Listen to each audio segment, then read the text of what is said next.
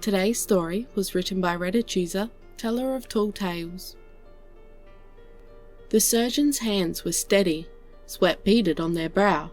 They deftly manipulated the surgical robot's controls as a small cutting laser sliced yet another cancerous growth away from the patient's liver.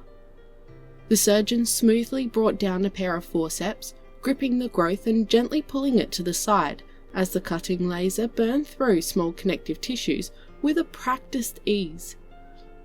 With a motion as smooth as silk, the growth was lifted away and placed on a metal tray with more than a dozen others, each one covered in small, angry-looking pustules. But still, the surgeon's work was not yet done. The surgeon's hand movements flowed like water as blood vessels were unclamped and reattached, connective tissues gently and painstakingly stitched back into place. The ribcage was allowed to relax as the surgeon finally pulled the 2 hand lengths of scaled skin together and stitched it shut with nanosutures. The surgeon stepped away from the machine and let out a long, deep breath. She checked the patient's vitals again, even though she'd been checking them every 30 seconds during the operation.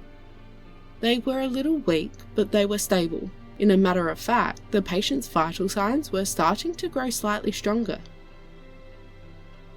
Dolores nodded to her team as she stepped out of the operating room. She'd been operating on that poor little boy for more than 24 hours, and she was exhausted. But this next part couldn't wait, and she threw open the double doors to the patient waiting area, where 2 Agenians clutched each other and looked up to her with barely concealed hope. Dolores smiled softly, tiredly. "Your boy is going to be okay. We'll need to keep him in the ICU until he's recovered from surgery, but we managed to remove 99% of the growths. With a little bit more treatment, he'll be cancer-free." The 2 Agenians burst into tears, clutching each other even tighter as they wailed in relief. Dolores smiled and quietly left them to cry, her own eyes moist as she made it to her personal sleeping quarters. A photo of a small child sat next to a blue glazed urn on her desk. Gently, she touched the photo of her sister and let the tears fall. "Nobody will have to go through what you did. Not if I can help it." Verso cried as the flames licked the walls around him.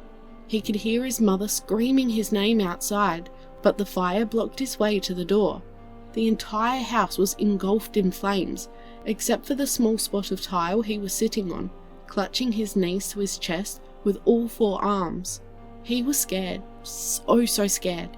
He wanted his mum to hug him, to tell him everything is going to be alright, but the fire was getting closer and it was getting harder to breathe. "Mama!" he screamed. Then the angel appeared, wreathed by the flames that threatened to swallow the poor Solarian boy. The angel's black and chartreuse clothing barged through the flames untouched. The visor of the mask on their face was covered in soot, but still they ran to Verso, wrapping him in a blanket that sealed him away from the heat of the fires. They were moving fast. There was a groaning noise all around them, and suddenly Verso was flying through the air, the heat and smoke of the house suddenly gone as someone caught him.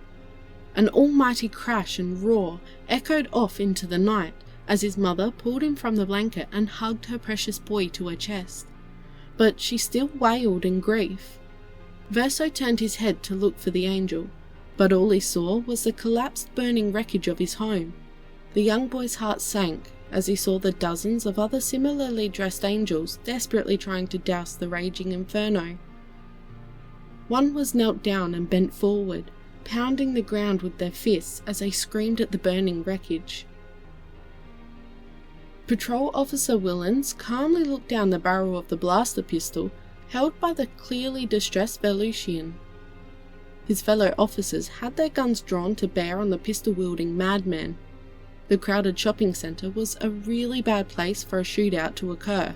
Softly, Officer Willens asked, "What's on your mind, son?" The Volusian's 12 eyes all looked erratically around as the Volusian waved the pistol around, spluttering and shouting. I don't want to hurt anyone, but he says I have to. He says I gotta make them pay. Officer Willens nodded sympathetically, calmly asking, Who says you have to make them pay? The Volusian wildly gestured the gun at the empty space behind him. Officer Willens formed a fist and from the surrender stance drove it directly into the Volusian's temple, dropping them like a box of rocks before kicking the pistol away. He frowned as he knelt down and gently slid a pair of cuffs onto the Volusian. I'm sorry for that, I really am, but you've got to stay on your meds, Kleb. You get a little unhinged when you don't. Let's get you to the hospital, man. I've got a lot of paperwork to do after this. The Volusians screamed in response as they woke up from their impromptu nap. Captain Jim looked at the hologram of the Nivian warlord and sighed. I already told you. Fuck off. I'm not surrendering this planet. He glanced back as his crew hastily loaded themselves into the escape pods. Backup was still 30 minutes out, and he needed to stall the Nivian hive as long as possible. He was extremely lucky they were picking up the debris field around him as a small fleet of ships, but he knew it wouldn't fool them for long. He could see the scanner tech behind the warlord finally starting to figure it out. He heard the sequential hiss and thump of the escape pods being ejected. He breathed a sigh of relief.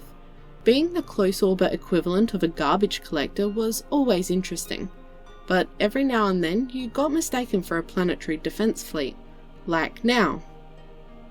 Wait, you're alone up here? The Nivian warlord both asked and stated at the same time. Jim nodded. Yup, I'm a close orbit dumpster dumper, and if you'll excuse me, I have some trash to take out. Jim engaged the hyperdrive, his trash collection ship firing forward like a railgun slug, tearing through the Nivian ship from bow to stern. The ultra-reinforced Titanite garbage trawling ship was barely scratched. Alarms wailed inside Jim's ship as he extricated himself from the stack of tumbled lockers. God, that line was cheesy. Wait, I'm not dead?